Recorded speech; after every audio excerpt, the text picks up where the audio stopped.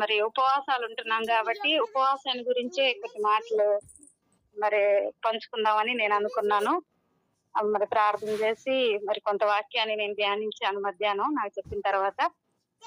మరి అది దేవుని కృపను బట్టి ఈ సమయంలో మనం దేవుడు మనతో మాట్లాడినట్లుగా వాక్యాన్ని చూద్దాం. జకర్యా గ్రంథము 8వ అధ్యాయము 19వ వచనాన్ని ఒకసారి చదువుదాం. జకర్యా గ్రంథము 8వ అధ్యాయము 19వ వచనము.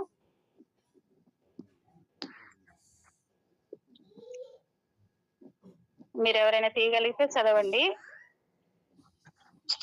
సైన్యములకు అధిపతి యెహోవా ఆజ్ఞ ఇచ్చిందేమనగా 4వ నెలలోని ఉపవాసము, 5వ నెలలోని ఉపవాసము, 7వ నెలలోని ఉపవాసము, 10వ నెలలోని ఉపవాసము యూదా ఇంటి వారికి సంతోషమును ఉత్సాహమును పుట్టించి మనోహరమైన పండుగలగును. కాబట్టి సత్యమును సమాధానమును ప్రియముగా ఎంచుడి. చాలండి, చిన్న ప్రార్థన చేసుకున్నాం. స్తోత్రములు ప్రభువా, మహోన్నతుడా, మహాఘనుడా, పరిశుద్ధుడా, మీ పరిశుద్ధ నామానికి కృతజ్ఞతాస్తుతులు, స్తోత్రాలు, వందనాలు చెల్లించుకుంటున్నాం ప్రభువా. మేము ఉపవాసం ఉండటానికి మీరు మాకు మంచి అవకాశాన్ని దయచేశారు ప్రభువా, మీకు స్తోత్రములు. మేమందరము ఐక్యత కలిగి ప్రార్థించడానికి మీరు మంచి అవకాశం కలుగజేశారు ప్రభువా, మీకు స్తోత్రాలు చెల్లించుకుంటున్నాం. మాకందరికి ఏకాత్మను ప్రభువా, ఏక మనస్సును ప్రభువా, ఏకపరులు నా తండ్రి ప్రార్థించేటటువంటి భారములు దయచేసినందుకే మీకు మరొకసారి స్తోత్రాలు చెల్లించుకుంటున్నాం ప్రభువా. ఈ సమయంలో మీ వాక్యం ద్వారా ప్రభువా నాతోను మాతోను మీరు మాట్లాడండి నాయన. మీ వాక్యములు ఉన్న సారాంశము గ్రహించుకునే మనసును మాకు దయచేయమని ప్రార్థిస్తున్నాం. వినగలిగిన ఆత్మీయ చెవులు మాకందరికి దయచేయండి ప్రభువా. విని మీ వాక్యానికి లోబడ్డ మాకు నేర్పించమని ప్రార్థిస్తున్నాం తండ్రి. స్తోత్రం నాయన. మరి ఉపవాసాల గురించినటువంటి నా తండ్రి కొన్ని మాటలు ప్రభువా నేను ధ్యానించాను. మీరు విస్తారంగా మాట్లాడమని ప్రార్థిస్తున్నాను తండ్రి. మీ వాక్శక్తిని దయచేయండి ప్రభువా, మీ పరిశుద్ధాత్మ నడిపింపుని దయచేయండి, సహాయం చేయండి ప్రభువా. మీరు సహాయం చేయకపోతే మేము మాట్లాడలేము ప్రభువా, మీరు సహాయం చేయమని ప్రార్థిస్తున్నాం. అలాగే నెట్వర్క్ ఇష్యూస్ లేకుండా సహాయం చేయండి ప్రభువా. ఏ విధమైన ఆటంకం లేకుండా సమయాన్ని మీ హస్తాలకు అప్పగించుకుంటున్నాం. మీకు మహిమకరంగా మాకందరికి ఆశీర్వాదకరంగా ఉండినట్టు కృప దయచేయమని యేసుక్రీస్తు నామంలో ప్రార్థించి అడిగి వేడుకొంచున్నాము తండ్రి. ఆమేన్, ఆమేన్, హల్లెలూయా. ఇక్కడ మనం చూసినట్లయితే దేవుని వాక్యాన్ని జకర్యా గ్రంథము 8వ అధ్యాయము 19వ వచనాన్ని మనం చూస్తే, సైన్యములకు అధిపతి యెహోవా ఆజ్ఞ ఇచ్చినదేమనగా 4వ నెలలోని ఉపవాసము, 5వ నెలలోని ఉపవాసము, 7వ నెలలోని ఉపవాసము, 10వ నెలలోని ఉపవాసం. అంటే వీరు 4వ నెలలో ఉపవాసం ఉన్నారు, 5వ నెలలో ఉపవాసం ఉన్నారు, మళ్ళీ 6 లేకుండా 7వ నెలలో ఉపవాసం ఉన్నారు, తర్వాత మళ్ళీ 8, 9 లేకుండా 10వ నెలలో ఉపవాసం ఉన్నారు. అంటే ఈ విధంగా నెలలో కొంతకాలం వాళ్ళు ఉపవాసం ఉంటున్నట్టుగా ఈ వాక్యం ద్వారా దేవుడు మనతో మాట్లాడుతున్నాడు. నేను కూడా టీనేజ్ లో ఉన్నప్పుడు నెలకి 3 రోజులు ఉపవాసం చేసేదాన్ని ప్రతి నెలలో. తర్వాత చేయలేకపోయాను బాధ్యతలు పనులు వల్ల. ఇప్పుడైతే అసలు ఆరోగ్యం సహకరించట్లేదు. ఇప్పుడు ఎప్పుడన్నా ఒక రోజు టిఫిన్ చేయకుండా అట్లాగే వదిలేసి ఉంటేనే కొంచెం కష్టంగా ఉంటుంది. అలాగైపోయింది ఇప్పుడు ఉన్నటువంటి ఆరోగ్య పరిస్థితిని బట్టి. అయితే ఇక్కడ మనం చూస్తే వాళ్ళు మరి 4వ నెలలో ఉపవాసం ఉన్నారు, 5వ నెలలో ఉపవాసం ఉన్నారు, 7వ నెలలో ఉపవాసం ఉన్నారు, మరి 10వ నెలలో ఉపవాసం ఉన్నారు. ఈ విధంగా ఉపవాసం ఉండి మరి ఈ ఉపవాసం వారికి ఏమవుతుందంటే యూదా ఇంటి వారికి సంతోషమును ఉత్సాహమును పుట్టించు మనోహరములైన పండుగలగును. మరి ఉపవాసం వారికి ఏమైపోయింది? ఉత్సాహాన్ని సంతోషాన్ని పుట్టించేటటువంటి మనోహరములైన పండుగలైనవి. మనకు ఫస్ట్ పాస్టర్ గారు చెప్పేటప్పుడు కూడా ఉపవాస పండుగల్ని మనం ఆచరిస్తున్నాం, ఉపవాస పండుగలు ప్రారంభం అవుతున్నాయని చెప్పారు. అలాగే ఉపవాసం అనేది ఒక పండగలాగా ఆచరిస్తున్నాం మనం కూడా. మరి ఉదయం 3ంటికి లేచి మనం ప్రార్థనలో ఉంటున్నాం అంటే అందరము అలసిపోయి నిద్రపోయే టైం అది. అయినా సరే మరి దేవుని కృపను బట్టి మరి దేవుని సన్నిధిలో మనం ప్రార్థన చేయగలుగుతున్నామంటే, దేవుణ్ణి స్తుతిస్తున్నామంటే ఈ ఉపవాసం యొక్క పండగల యొక్క మహత్యం అనే చెప్పొచ్చు. అయితే ఇక్కడ దేవుని వాక్యము మనతో ఏం మాట్లాడుతుందంటే ఈ ఉపవాస పండగల ద్వారా మన కుటుంబాల్లో యూదా ఇంటి వారికి, అంటే యూదా అంటే మరి క్రైస్తవులు, యెరూషలేం అంటే నామకార్థ క్రైస్తవులు అని పాస్టర్ గారు చెప్పారు కదా యెరూషలేం కుమార్తెల గురించి చెప్పేటప్పుడు. యూదా గోత్రం నుంచి యేసుక్రీస్తు గారు వచ్చారు. మరి మనము యూదా ఇంటి వారం లాగా. అయితే మన కుటుంబాల్లో నుంచి సంతోషము ఉత్సాహంను పుట్టించేటటువంటి మనోహరమైన పండుగలుగా ఈ ఉపవాస పండుగలు ఉండబోతున్నాయి. మరి ఒక్కొక్క కుటుంబంలో ఒక్కొక్క అద్భుతం జరిగినప్పుడు, అనారోగ్యాలన్నీ ఆరోగ్యంగా మారినప్పుడు, వివాహం కావలసిన బిడ్డలందరికీ వివాహం జరిగినప్పుడు మరి అదే ఏమైపోతుంది, మనకి ఉత్సాహం అయిపోతుంది, సంతోషం అయిపోతుంది అన్నమాట. ఖచ్చితంగా దేవుడు ఈ కార్యాలని ఈ ఉపవాసాల ద్వారా మన కుటుంబాల్లో జరిపించబోతున్నాడు. మరి మనం ఉత్సాహించి సంతోషించేటట్టుగా దేవుడు అద్భుతం చేయబడుచున్నాడు. పప్పి వివాహం జరిగినప్పుడు మనం సంతోషిస్తాం, మరి జోని వివాహం జరిగితే అలాగే మనం సంతోషిస్తాం, ఉత్సాహిస్తాం. తర్వాత అన్విత నిశిత వివాహాలు మరి గొప్పగా దేవుడు జరిగించినప్పుడు చాలా సంతోషించి దేవుని కృతజ్ఞతలు చెల్లిస్తాం, పండగలాగా ఆచరిస్తాం. తర్వాత గాయత్రి వివాహం, ఎఫ్రా వివాహం, ఇవన్నీ వివాహాలు జరుగుతూ ఉంటే మనం చాలా సంతోషించి ఉత్సాహించేటట్లుగా దేవుడు మన కుటుంబాల్లో చేయబోచున్నాడు. ఇలాంటి పండుగల్ని మనం ఆచరిస్తున్నాం. అయితే ఇక్కడ చూస్తే సత్యమును సమాధానమును ప్రియముగా ఎంచుడి. మనము సత్యాన్ని సమాధానాన్ని ప్రియముగా ఎంచుకోవాలి. సత్యము అనగా యేసుక్రీస్తు ప్రభువారే. ఆయన నేనే సత్యమును జీవమును అన్నారు. ఆయన మాత్రమే సత్యము. ఆ సమాధానముకు ఆయన మాత్రమే ఇవ్వగలడు. లోకంలో ఇంకెక్కడ మనకి సమాధానము దొరకదు. ఒకవేళ ఒక రోజు ఎవరితోటన్నా మరి బాగా మాట్లాడి వాళ్ళు మనల్ని ఆదరిస్తే అబ్బా సమాధానం అనిపించినా ఇంకొక రోజు వారే మనల్ని ఏం చేస్తారంటే తక్కువ చేసేస్తారు. అలాంటి పరిస్థితులు ఉంటాయి మనుషుల మీద ఆధారపడినప్పుడు. ఒక రోజు మనల్ని పొగిడిన వారే ఇంకో రోజు ఏం చేస్తారు, మనల్ని చాలా హీనంగా మాట్లాడే పరిస్థితులు వస్తాయి అన్నమాట. అందుకని మనుషుల్ని ఎప్పుడు పొగడతల్ని చూసి మనం సంతోషిస్తే ఆ సంతోషము నిలవదు. అందుకని దేవుని బట్టి మనం సంతోషించినప్పుడు మాత్రమే ఆ సంతోషం అనేది ఎప్పటికీ శాశ్వత కాలం నిలుస్తుంది. మరి సత్యము ఆయన మాత్రమే సత్యము, ఆయన మాత్రమే సమాధానము. సత్యాన్ని సమాధానాన్ని మనము ప్రియముగా ఎంచుకోవాలి. మరి ఉపవాసాల గురించి, మరి ఉపవాసం అనేది 5 అక్షరాలండి. ఈ 5 అక్షరాల గురించి మరి కొన్ని విషయాలను ఈ సమయంలో నేను మరి పంచుకోవడానికి ఆశపడుచున్నాను.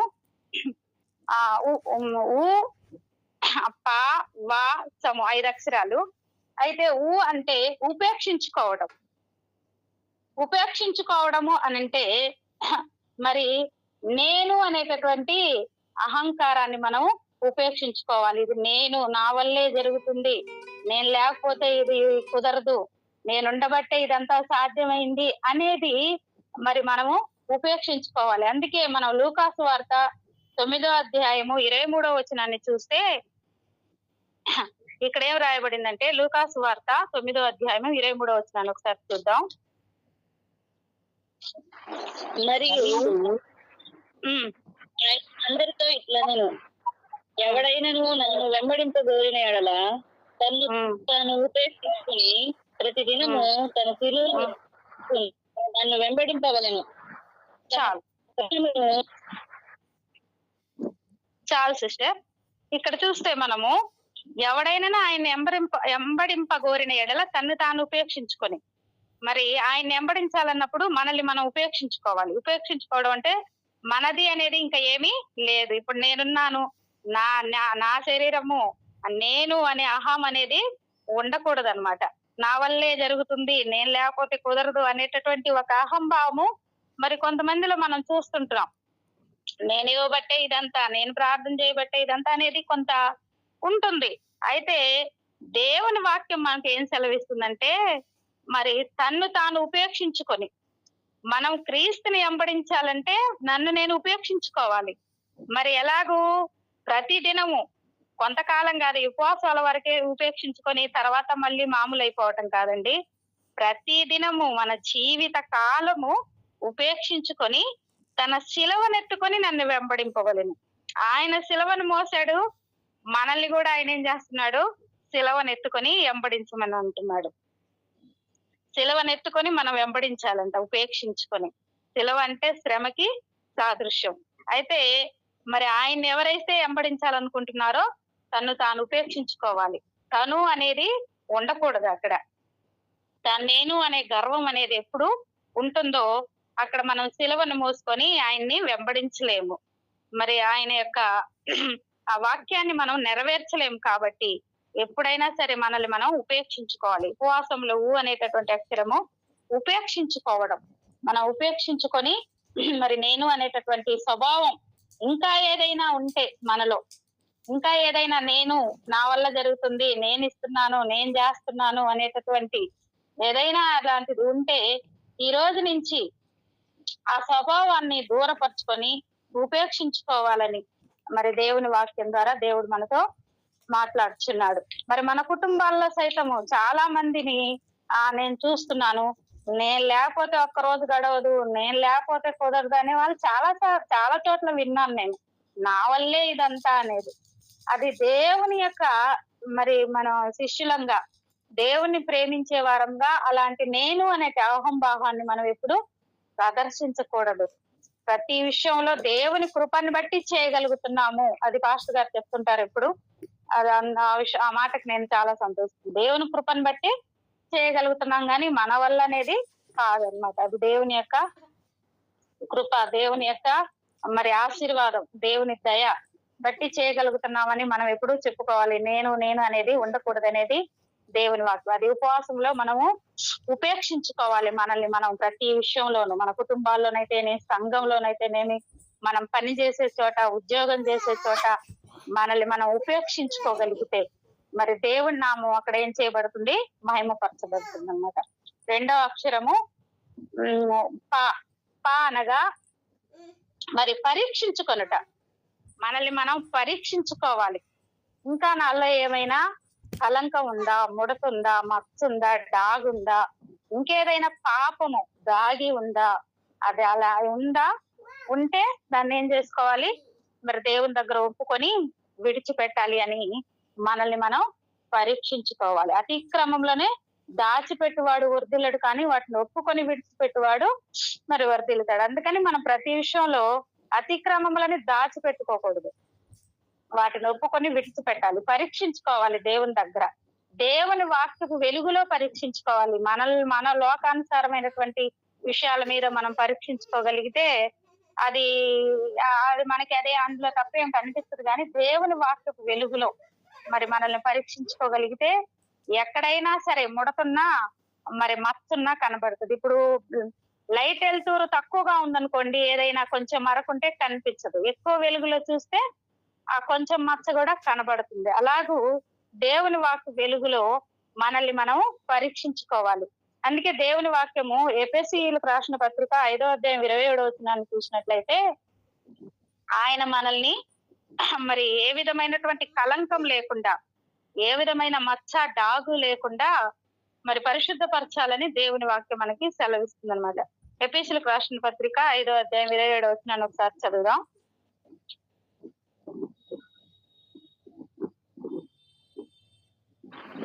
నేను చదువుతున్నానండి. క్రీస్తు కూడా సంఘమును ప్రేమించి అది కలంకమైనను ముడతైనను అట్టిది మరి ఏదైనను లేక పరిశుద్ధమైనది గాను నిర్దోషమైనది గాను మహిమగల సంఘముగాను ఆయన తన ఎదుట దానిని నిలబెట్టుకొనవలెనని వాక్యముతో ఉదక స్నానం చేత దానిని పవిత్రపరిచి పరిశుద్ధపరచుటకై దాని కొరకు తన్ను తాను అప్పగించుకొనెను. మనలో మరి కలంకం ఉండకూడదని, ముడతుండకూడదని, అట్టిది మరి ఏది ఉండకూడదని, మనం పరిశుద్ధంగా ఉండాలి, నిర్దోషంగా ఉండాలని మరి మహిమ కలిగిన సంఘముగా యేసుక్రీస్తు వారు ఆయన తండ్రి ఎదుట మరి మనల్ని నిలబెట్టాలని వాక్యం చేత మనల్ని ప్రతిరోజు ఉదక స్నానం చేత పవిత్రపరిచి పరిశుద్ధపరుస్తున్నాడు. మరి ఆయన వాక్యము మనల్ని ఏం చేస్తుంది? పవిత్రపరుస్తుంది, పరిశుద్ధపరుస్తుంది. ఇంకా ఏదైనా మనం జయించలేని పరిస్థితులలో ఏదైనా సరే మనలో బలహీనత ఉంటే మరి ఉపవాసాల ద్వారా మనం వాటిని జయించగలగాలన్నమాట. ఈ ఉపవాసాలు మనం జయించలేని వాటిని ఉపవాసం ద్వారా జయించగలం. ఉపవాసం అనేది మన శరీరంను, దాని ఆశల్ని ఏం చేస్తుంది? చంపివేస్తుంది అన్నమాట. అలాగే లోకంలో ఉన్న ఆశల్ని మనల్ని జయించేటట్లు చేస్తుంది.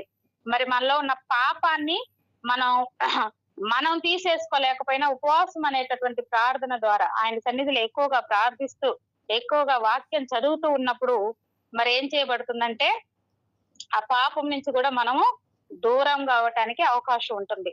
ఒక గ్లాసులో మురికి నీరుంటే మరి అందులో మనం మంచి నీరు పోస్తా ఉన్నాం అనుకోండి, అదేమైపోతుంది, ఆ మురికి నీరు కనబడకుండా మంచి నీరుగా మారిపోతుంది. అలాగే ఉంచితే ఆ మునికి నీరు అలాగే ఉంటుంది. అందులో వాక్యము అనేటటువంటి పరిశుద్ధమైనటువంటి నీరు పోయబడుతూ ఉండాలి. అలాగే వాక్యాన్ని ఎప్పుడూ ధ్యానిస్తూ ఉండాలి. వాక్య వెలుగులో మనము ఉంటున్నప్పుడు మనం పరిశుద్ధంగా ఉండగలం. అందుకే 1 పేతురు 1:14 ఏముందంటే, నేను పరిశుద్ధునై ఉన్న ప్రకారం మీరును పరిశుద్ధులై ఉండుడి అని వాక్యం సెలవిస్తుంది. ఆయన పరిశుద్ధుడిగా ఉన్నాడు కాబట్టి మనల్ని కూడా పరిశుద్ధంగా ఉండమని దేవుడు మన వాక్యం ద్వారా మనతో మాట్లాడుచున్నాడు. అలాగే మరి ప్రతి విషయంలోనూ మనము పరిశుద్ధత ఉందా లేదా అని పరీక్షించుకునే వారంగా ఉండాలి. పరిశుద్ధత ఇది దేవుని యొక్క వాక్యానికి వెలుగులో సరిగ్గా ఉందా లేదా, నేను మాట్లాడే మాటలు, నేను ఆలోచించే ఆలోచన, మరి నా ప్రవర్తన ఏ విధమైనటువంటి పరిశుద్ధత కలిగి ఉందని మనం పరీక్షించుకోగలిగితే, ఆయన యొక్క వాక్యంను మనం హృదయంలో ఉంచుకోగలిగితే ఆ పరిశుద్ధతలోకి మనము రాగలము. ఇంకా బలహీనత అనేటటువంటి ఏదైనా ఎవరి జీవితాలలోనైనా ఉన్నట్లయితే ఈ ఉపవాసాల్లో ఆ జయించే శక్తిని ఇవ్వని దేవుణ్ణి అడగండి. దేవుడు తప్పకుండా సహాయం చేసి ఆ శక్తిని కూడా దేవుడు తప్పకుండా ఇచ్చుటకు సమర్థుడు. ఆయన మాత్రమే పాపపు ఊబిలో కూరుకుపోయే వారిని సైతం చేయి పట్టుకొని పైకి లేపి నిలబెట్టగలడనమాట. జిగటగల దొంగ ఊబిలో నుంచి కూడా పైకి లేపి నిలబెట్టుటకు సమర్థుడు మన దేవుడు. అయితే మనం ఇష్టపడాలి. అందుకు మనం ఇష్టపడకుండా దేవుడు చేయడు. మనకు ఆశ ఉండాలి, పరిశుద్ధంగా జీవించాలని ఆశ ఉండాలి, పరిశుద్ధంగా ఉండాలనేటటువంటి ఇష్టం ఉండాలి. మనకు స్వతంత్రం ఇస్తాడనమాట దేవుడు మన ఇష్టంగా ఉండేటట్లుగా. అందుకని మరి చాలా సార్లు నేను కూడా చాలా సార్లు ఏమనుకుంటానంటే, మా దేవునికి మనం సమర్పించుకున్నాము, ఎన్నో సంవత్సరాలుగా ప్రార్థన చేస్తున్నాము, ఆయన మందిరానికి క్రమం తప్పకుండా వెళ్తాము, ప్రతిదినము బైబిల్ చదువుతాము. అయినా దేవుడు ఏదైనా విషయంలో మరి మనల్ని ఎందుకు ఆయన మరి మనం తప్పు చేసేటప్పుడు ఆపడ అని అంటే, మనకి స్వతంత్రం ఇస్తాడు దేవుడు. మనల్ని ఆయన ఎప్పుడు పట్టి ఉంచడు. మన ఇష్ట ప్రకారం ఉండేటట్లు స్వతంత్రం ఇచ్చాడు దేవుడే మనకి. అయితే ఆ స్వతంత్రాన్ని మనం ఏం చేసుకోవాలి, ఆయన వాక్యపు వెలుగులో వరకే మనం పరీక్షించుకుంటూ ఒక పరిధిలో మనం ఉండాలి. మరి మన పరిధి దాటి మనం లోకానుసరుల వాళ్ళతోటి ఉండి మరి లోకానుసారమైనటువంటి వాటిని అనుసరిస్తూ మరి దేవుడు చేయలేదు, దేవుడు నన్ను దాటించలేదు అనుకుంటే అది మన తప్పు. మన ఆశని, మన యొక్క ప్రయాసని కూడా దేవుడు చూస్తాడు. పరిశుద్ధంగా ఉండాలనే మనం ప్రయాసం ఎప్పుడైతే ఉంటుందో అప్పుడు దేవుడి సహాయం తప్పకుండా ఉంటుంది. అలాగే మనం పరీక్షించుకోగలగాలని దేవుని వాక్యం ద్వారా ఈ దినము దేవుడు మనకి హెచ్చరిస్తున్నాడు. అలాగే 3వ మాట చూసినట్లయితే అంటే వాక్యమును ధ్యానించడం. వాక్యముని ధ్యానించటము అంటే మరి చాలా సార్లు మనం వాక్యాన్ని చదువుకుంటూ వెళ్తాం, మరి వాక్యాన్ని వింటూ వెళ్తాం.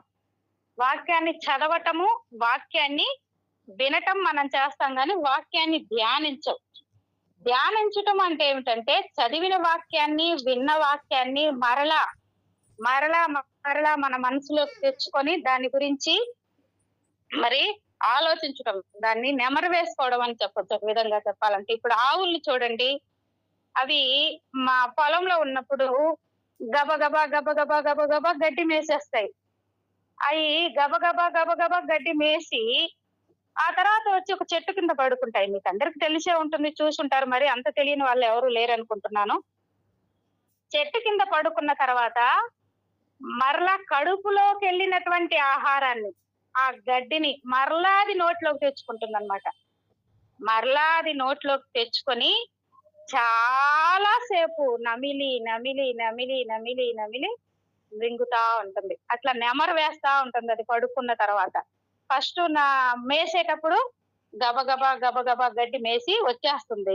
చెట్టు కింద పడుకున్నప్పుడు మేసిన గడ్డిని మరలా నోట్లోకి తెచ్చుకొని చాలా చక్కగా నమిలి అందులో సారాన్నంతా మింగి అది దాన్ని ఏమంటారంటే నెమరు వేస్తుంది అంటారు, నెమరు వేయటం అంటారు. అలాగే వాక్యాన్ని, మనం చదివిన వాక్యాన్ని, విన్న వాక్యాన్ని విని అక్కడే విడిచిపెట్టకుండా చదివి ఇంకా 4 అధ్యాయాలు చదివేసాను అయిపోయింది అని అనుకోకుండా చదివిన దాంట్లో నాకేం అర్థమైంది, ఏం అర్థం కాలేదు.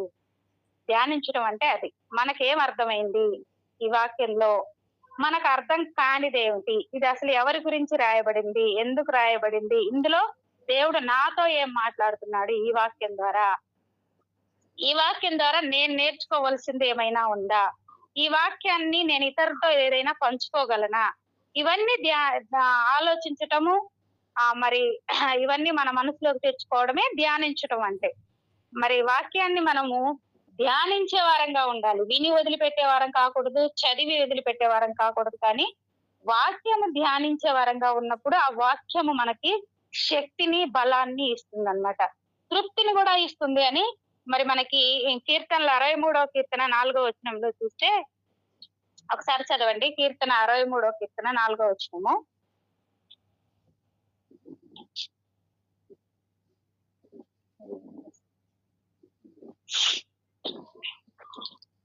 నా మంచము మీద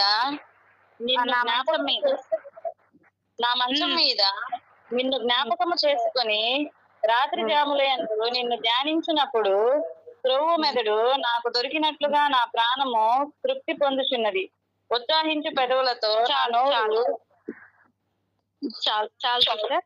ఇక్కడ మనం చూసినట్లయితే నా మంచం మీద నిన్ను జ్ఞాపకం చేసుకొని, ఈ పగలంతా చదివిన వాక్యాన్ని, విన్న వాక్యాన్ని మరి మనం మంచం మీద పడుకున్నప్పుడు నిద్రపోవడానికి పడుకోవడానికి మధ్యలో మరి మనం ఏదేదో ఆలోచనలు పెట్టుకొని నిద్ర ఇబ్బంది పడే కంటే దేవుని వాక్యాన్ని మనం ధ్యానించినప్పుడు మనకు ఎలాగుంటుందంట, క్రొవ్వు మెదడు దొరికినట్లుగా ప్రాణము తృప్తి పొందుచున్నది. ప్రాణము తృప్తి పొందుద్ది అన్నమాట అప్పుడు వాక్యాన్ని ధ్యానించినప్పుడు. రాత్రి జాముల యందు అంటున్నాడు ఇక్కడ. రాత్రి జాముల యందు మనం నిద్రపోవడానికి మంచం మీద పడుకున్నప్పుడు ఆయన వాక్యాన్ని మరలా చదివిన వాక్యాన్ని, విన్న వాక్యాన్ని మరి జ్ఞాపకం చేసుకున్నప్పుడు, ధ్యానించినప్పుడు మరి మనకి క్రొవ్వు మెదడు దొరికినట్లుగా మన ప్రాణము తృప్తి పొందుచున్నది. చాలా వాక్యాలు నేను కంఠస్థం చేసింది ఇలాగే. నేను చదివి ఉంటాను, కొన్ని విని ఉంటాను, తర్వాత వాటిని మనకు పడుకోగానే నిద్ర రాదు కదా, అవన్నీ గుర్తు చేసుకున్నప్పుడు అవి కంఠస్థం అయిపోతాయి నాకు. చాలా వరకు అయితే రెఫరెన్స్ల కంటే వాక్యాలు బాగా గుర్తుంటాయి నాకు. రెఫరెన్స్లు గుర్తు పెట్టుకోలేను, అంటే రెఫరెన్స్లు ధ్యానించనంతగా వాక్యాన్ని ధ్యానిస్తూ ఉంటాను. ఎప్పుడు ఏదో ఒక వాక్యము అది మనసులోకి వచ్చి ఆ వాక్యాన్ని గురించినటువంటి ఆలోచన, ఆ వాక్యాన్ని మనసులోకి తెచ్చుకొని అది దాని గురించి నెమరు వేసుకోవడం చేస్తూ ఉన్నప్పుడు వాక్యం గుర్తుండిపోతుంది కానీ ఆ రెఫరెన్స్ గుర్తుండదు. ఆ వాక్యం ఎక్కడ ఉంది అని మళ్ళీ బైబిల్ ఎత్తుకుంటాను ఎప్పుడైనా ఆ వాక్యాన్ని చూడాలనుకున్నప్పుడు. అది అలాగనమాట నేను. అట్లా మరి దేవుని వాక్యాన్ని ధ్యానించేటప్పుడు మన ప్రాణం అయిపోతుంది అంటే తృప్తి చెందుతుంది. క్రొవ్వు మెదడు ఎలాగుంటుంది అని అంటే, మెదడు కూడా తిన్నాను కాబట్టి చెప్తున్నాను, చాలా మెత్తగా ఉంటది. అది మన నాలుక మీద వేసుకోగానే కరిగిపోతుంది అన్నమాట. చాలా మెత్తగా ఉంటది, అది చాలా స్మూత్ గా కూడా అనిపిస్తుంది. అది నాలుక మీద వేసుకోగానే కరిగిపోయినట్లుగా ఉంటది ఆ మెదడు కూడా. అది కరిగిపోయినటువంటి టేస్ట్ ఐస్ క్రీమ్ కంటే కూడా ఇంకా చాలా మెత్తగా ఉంటది. మన ఐస్ క్రీమ్ తింటాం కదా, అంతకంటే కూడా ఇంకా ఇది స్మూత్ గా ఉంటది అన్నమాట మెదడు. అలాగూ కరిగిపోతుంది నాలుక మీద వేసుకున్నప్పుడు. అట్లా అంత ప్రాణానికి తృప్తినిస్తుంది అని మరి దావీదు మహారాజు మనతో చెప్తున్నాడు. వాక్యము ధ్యానించినప్పుడు మరి అంతగా మనం తృప్తి చెందగలం అన్నమాట. మరి వాక్యాన్ని చదివి విడిచిపెట్టకూడదు, విని విడిచిపెట్టకూడదు. ఆ వాక్యాన్ని మనసులో పెట్టుకోవాలి. దాన్ని సమయం ఉన్నప్పుడు, మనం ఖాళీగా ఉన్నప్పుడు, లేకపోతే మనం ఏదైనా పనిలో ఉన్నప్పుడు, మన చేతులు పని చేస్తుంటాయి కానీ మన యొక్క మనసు ఖాళీగా ఉంటుంది కదా, అలాంటప్పుడు ఆ వాక్యాన్ని మరలా మనం గుర్తు తెచ్చుకొని ధ్యానించినప్పుడు మన ప్రాణం ఏం చేయబడుతుందంటే తృప్తి చెందుతుంది అన్నమాట. అది 3 వాక్ సంబంధించినటువంటి విషయంగా చూస్తున్నాము. అలాగే సా అంటే ఉపవాస అనే దాంట్లో సా అంటే సమర్పణ కలిగి ఉండాలి. మనల్ని మనం ఆయనకి సమర్పించుకోవాలి. మన శరీరాన్ని, మన ప్రాణాన్ని, మన ఆత్మని, సమస్తాన్ని దేవునికి సమర్పించుకోగలగాలి. రోమీలకు రాసిన పత్రిక 12వ అధ్యాయం 1వ వచనాన్ని మనం చూస్తే,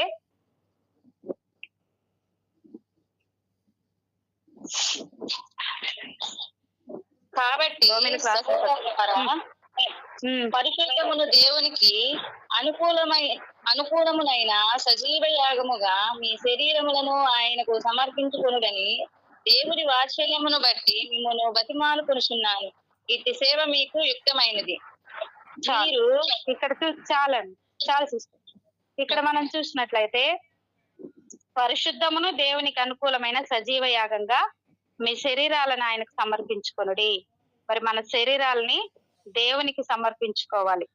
మరి దేవునికి సమర్పించుకున్నప్పుడు ఆయన పరిశుద్ధపరుస్తాడు, అనుకూలంగా ఉంచుతాడు.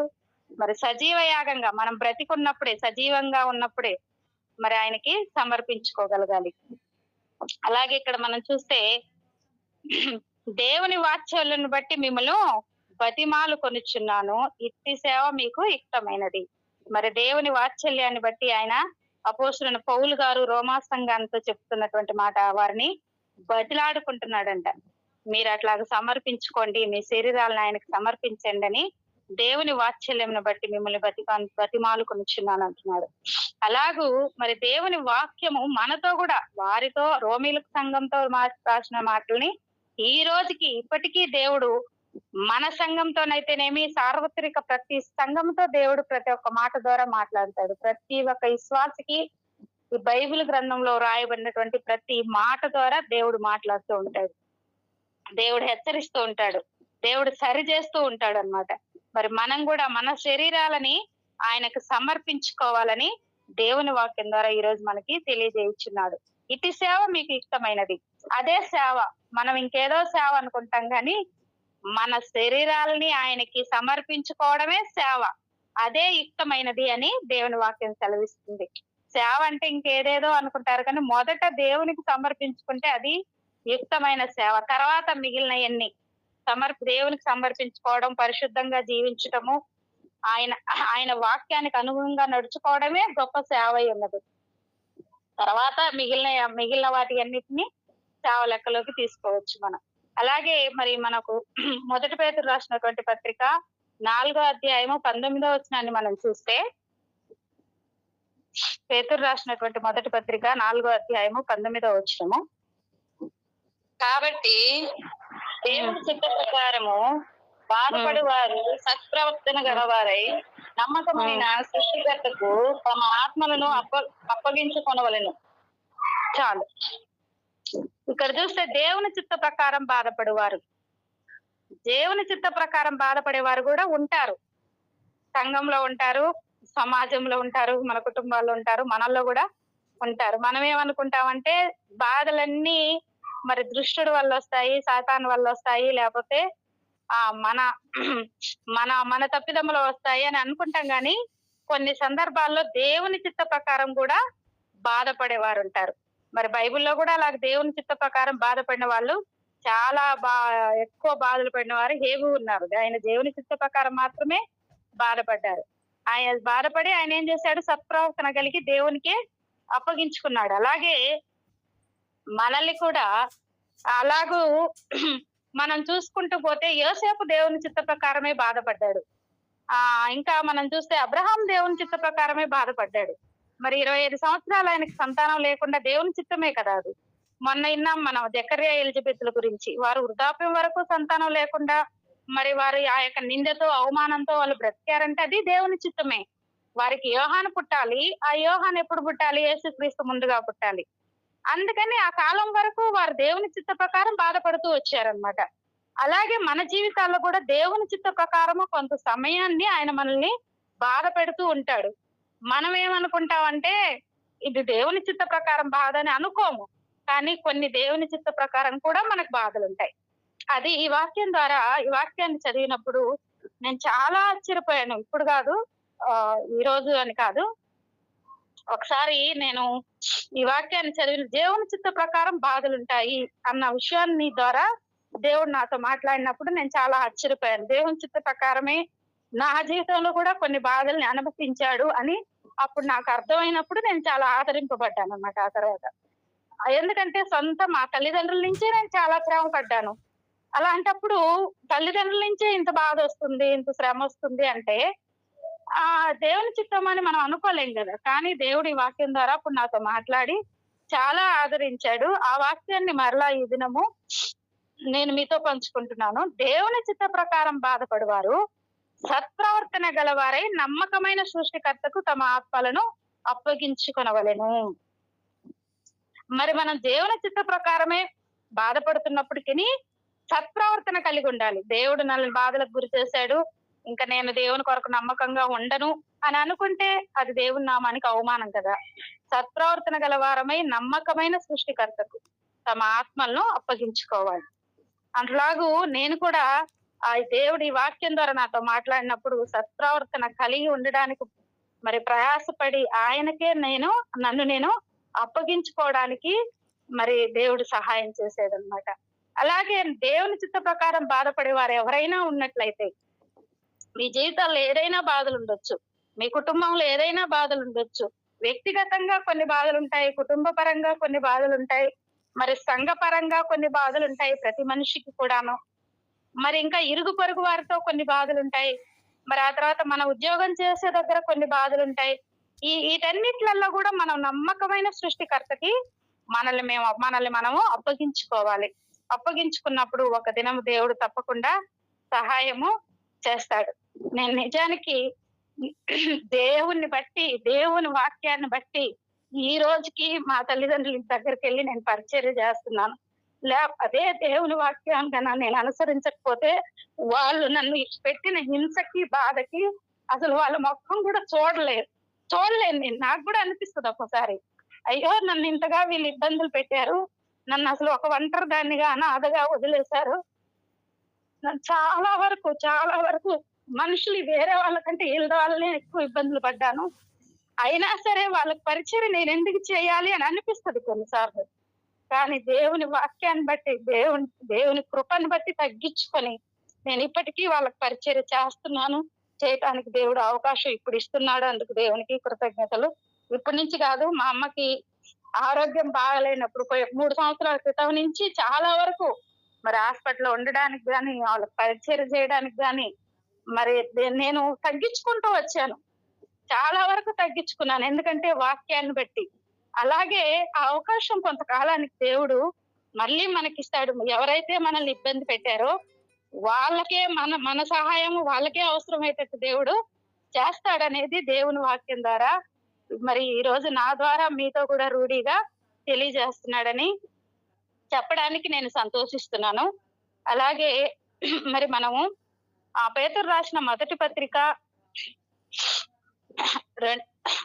2వ అధ్యాయము 21వ వచనాన్ని చూద్దాం.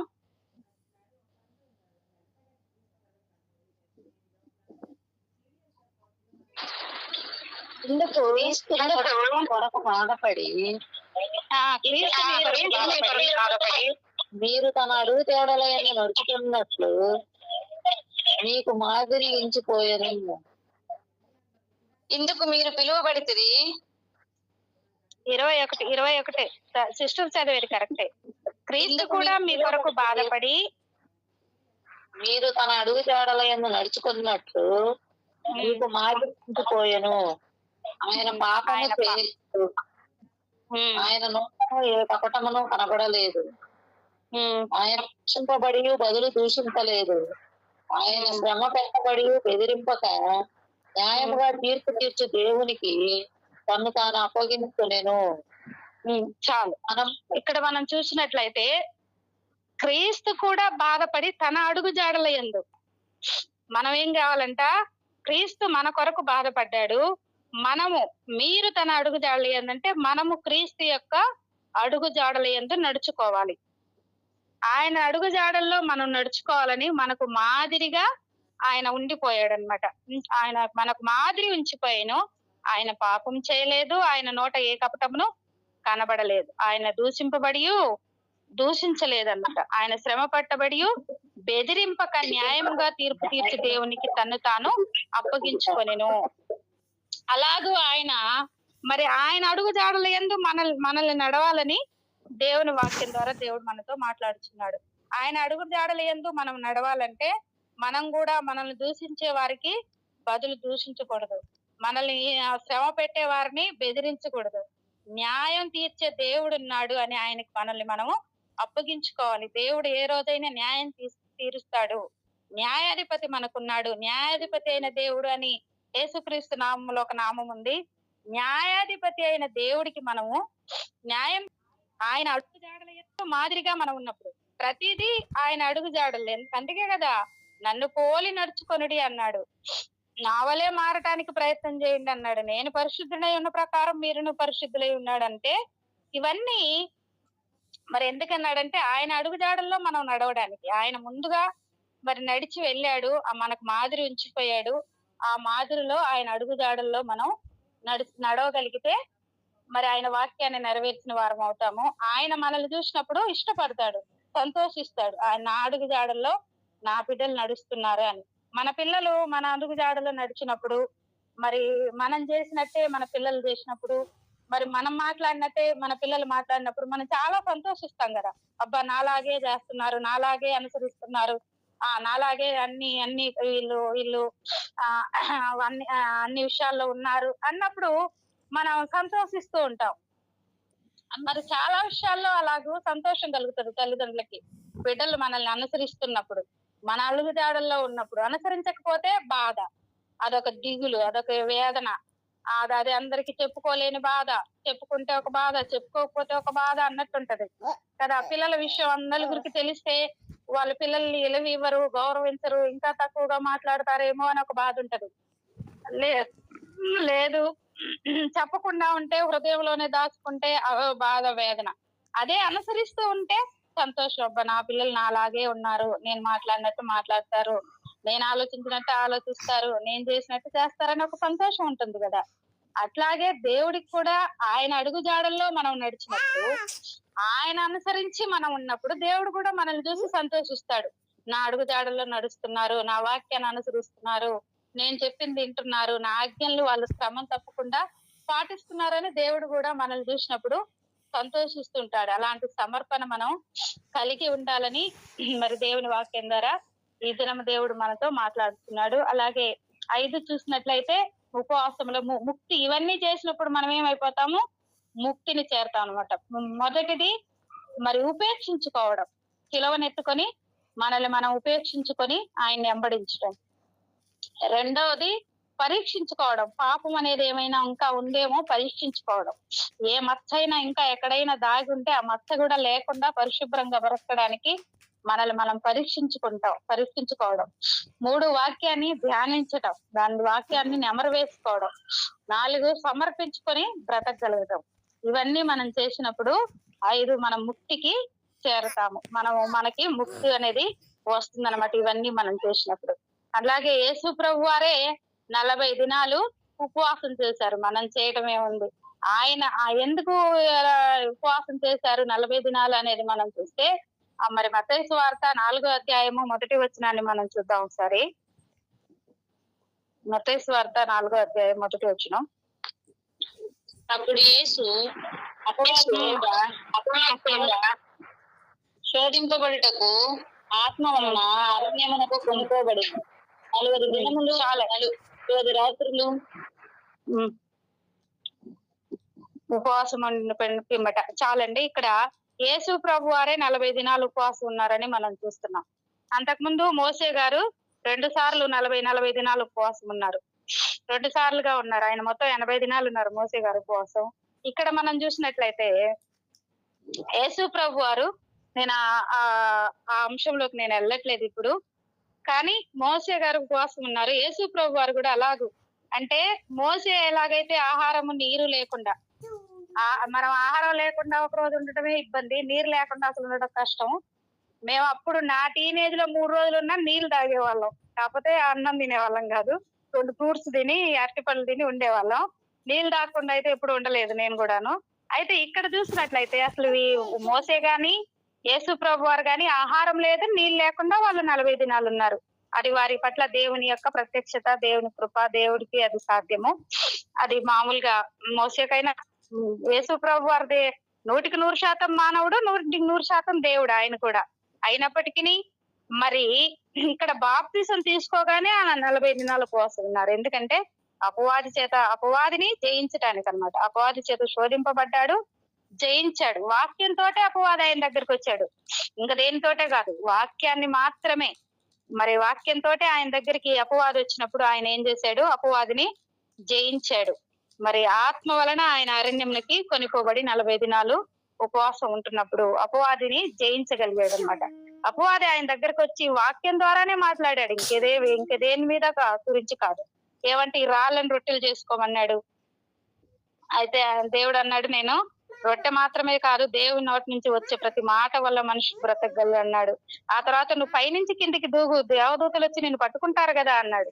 ఎందుకంటే వాక్యంలో ఉన్న దాని గురించే మరి ఆయన శోధించాడు. అలాగే ఉపవాసం ఉన్నంత మాత్రాన మన వాక్యాన్ని మరి చదువుతున్నంత మాత్రాన సాతాను శోధించడనేమి లేదు. వాక్యం నుంచే మోసం చేయడానికి కూడా సాతాను మనల్ని శోధిస్తాడు. అయితే మనకు వాక్యము బాగా తెలిసి ఉంటే ఆ శోధనని మనం జయించగలమాట. అందుకే వాక్యాన్ని ఎక్కువగా మనం చదవాలి, గుర్తుపెట్టుకోవాలి, ధ్యానించగలగాలి. అప్పుడు యేసు ప్రభు వారు ఏమన్నారు? ప్రభు అయిన నీ దేవుణ్ణి శోధింపవద్దని కూడా రాయబడి ఉందన్నారు. మరి దేవదూతలు పట్టుకుంటారనే కాదు, ఊరకే దేవుణ్ణి శోధించకూడదని కూడా దేవుని వాక్యంలో రాయబడి ఉందని. ఈ విధంగా వాక్యం ద్వారా సాతాను ఆయన దగ్గరకు వస్తే వాక్యం ద్వారానే ఆయన సాతాన్ని జయించారు. మరి ఆయన 40 దినాలు యేసు ప్రభు వారే ఉపవాసం ఉన్నారు. మరి శిష్యులతో కూడా ఉపవాసం ఉండని ద్వారానే ఇలాంటి సాధ్యమని ఆయన చెప్పడం మనం చూస్తాం. మార్కు సువార్త 9వ అధ్యాయం 29వ వచనం. సమయం అవుతున్నట్లుంది. ఈ యొక్క వచనాన్ని చూసుకొని మనం ముగిద్దామండి. మార్కు సువార్త 9వ అధ్యాయము 29వ వచనం. 9:29. అందుకు ఆయన ప్రార్థన వలన కానీ దేని వలన ఎన్నో ఈ విధమైనది వదిలిపోవట అసాధ్యమని వారితో చెప్పాను. చాలు. ఇక్కడ చూస్తే మరి వారు ఒక మూగా చెవిటి దెయ్యం పెట్టినటువంటి ఒక కుమారుని తీసుకొని వచ్చాడు తండ్రి శిష్యుల దగ్గరికి ప్రార్థన చేయమని. వారు ప్రార్థన చేశారు కానీ అది వదిలిపోలేదు. అప్పుడు యేసు ప్రభు వారు మరి ప్రార్థన చేసినప్పుడు ఆయన అదేమైపోయింది? వదిలిపోయింది. అప్పుడు శిష్యులు ఆయన దగ్గరకు వచ్చి అడుగుతున్నారనమాట. ఏమని అడుగుతున్నారంటే, మరి మేం ప్రార్థన చేస్తే ఎందుకు పోలేదు, మరి మీరు ప్రార్థన చేస్తే పోయింది అని అడుగుతున్నట్లుగా ఇక్కడ మనం చూస్తున్నాం. అయితే అప్పుడు ఆయన అంటున్నాడు, ప్రార్థన వల్లనే అనే దగ్గర మనం కింద చూసినట్లయితే ఉపవాసం అనేది రాయబడి ఉంటుంది. మరి మీ బైబిల్లో ఉందో లేదో ఒకసారి చూడండి అందరు కూడాను. మార్కు సువార్త 9వ అధ్యాయము 29వ వచనాన్ని చూసినప్పుడు కింద మనం చూస్తే అనేక ప్రాచీన వ్రతులలో ఉపవాసం వల్లనే కూర్చబడి ఉన్నది ఉంది కదా. మరి ఉపవాస ప్రార్థన వల్లనే ఇలాంటివి సాధ్యమని మరి శిష్యులతోటి యేసు ప్రభు వారు చెప్తున్నట్లుగా మనం చూస్తున్నాం అన్నమాట. అలాంటి మరి మొండి దయ్యాలని మరి వదిలిపోవాలంటే ఉపవాస ప్రార్థన. మరి ఇదే శిష్యులు మనము లూకాసు వార్త మన పాస్టర్ గారు కూడా మనం చదివించారు పరమగీతాలు చెప్పేటప్పుడు, దయ్యాలు మా మాటకు లోబడుతున్నాయి, అవి వెళ్ళిపోతున్నాయి అని సంతోషించారు యేసు ప్రభు వారితో చెప్పి. అప్పుడు ఆయన ఏమన్నాడు? దయ్యాలు లోబడుతున్నాయని కాదు, పరలోకమందు మీ పేర్లు రాయబడి ఉన్నాయని సంతోషించండి అని చెప్పాడు. చూస్తారా ఆ మాటను కూడా? లూకాసు వార్త 10వ అధ్యాయము 17వ వచనాన్ని చూస్తే, ప్రభువా, నేను చదువుతున్నానండి, ప్రభువా దయ్యములు కూడా నీ నామముకు మాకు లోబడుచున్నవని చెప్పగా, ఆయన సాతాను మెరుపు వలె ఆకాశం నుండి పడుట చూసి తిని, ఇదిగో పాములను తేళ్లను త్రొక్కుటకును శత్రువుల బలమంతటి మీదకును మీకు అధికారం అనుగ్రహించున్నాను, ఏది మీకెంత మాత్రం హాని చేయదు, అయినను దయ్యములు మీకు లోబడుచున్నవని సంతోషింపక మీ పేర్లు పరలోకమందు వ్రాయబడి ఉన్నదని సంతోషించడని వారితో చెప్పాడు. అంటే దయ్యాలు లోబడుతున్నాయని సంతోషించాల్సిన అవసరం లేదు, సాతానుడు ఎప్పుడో పడిపోయాడని చెప్పినటువంటి యేసు ప్రభు వారే ఇక్కడ మరి ఇలాంటి దయ్యాన్ని మేము ఎందుకు పోలేదు మేము ప్రార్థన చేసినప్పుడు అనే శిష్యులు యేసు ప్రభు వారిని అడిగితే మరి ఆయన చెప్తున్నటువంటి మాట ఉపవాస ప్రార్థన వల్లనే ఇలాంటి సాధ్యమని. మరి ఏదైనా జరగకుండా ఉన్నటువంటి మొండి ఘటాలు అయినా ఉంటాయి కదా, మనకి ఇంకా ఎంత ప్రార్థన చేసినా ఇవి జరగట్లేదు, ఈ సమస్య నుంచి మనం బయటపడట్లేదు, ఈ పరిస్థితిని మనం దాటట్లేదు, మరి ఎంత ప్రార్థన చేసినా మరి ఈ సమస్యకు జవాబు రావటం లేదు అనేది ఏదైనా ఉంటే అవి ఉపవాస ప్రార్థన ద్వారా అలాంటి వాటికి కూడా మనం జయించగలం. అలాంటి వాటిని కూడా మనము మరి సాధించగలం అన్నమాట. అలాగే మన ఉపవాస ప్రార్థనలు అనేది ఇలాంటి వాటన్నిటి జరగటానికి దేవుని యొక్క కృప, ఈ దేవుని కృపను బట్టి మరి మన సంఘంలో మనం అందరం ఉపవాసాలు ఉంటున్నాం. ఈ ఉపవాసాల ద్వారా అందరి కుటుంబాల్లో దేవుడు అద్భుతాలు చేస్తున్నాడు. మరి మనందరం ఈ యొక్క ఉత్సాహం సంతోషించడానికి ఉపవాసాలు కారణం అవుతాయి. అయితే అందరూ మరి వాక్య ధ్యానంలోను, పరిశుద్ధతలోను, మరి పరీక్షించుకోవడంలోను, మరి దేవుని యొక్క అడుగుజాడలందు నడవటంలోను, మరి ఇలాంటి వాటిలన్నిట్లలో దేవునికి నమ్మకంగా జీవించాలనేటటువంటి విషయాన్ని మీ ముందు ఉంచుతూ మరి నేను వాక్యాన్ని ముగిస్తున్నానండి. దేవుడి వాక్యం మన ఇంట్లో దీవించును గాక.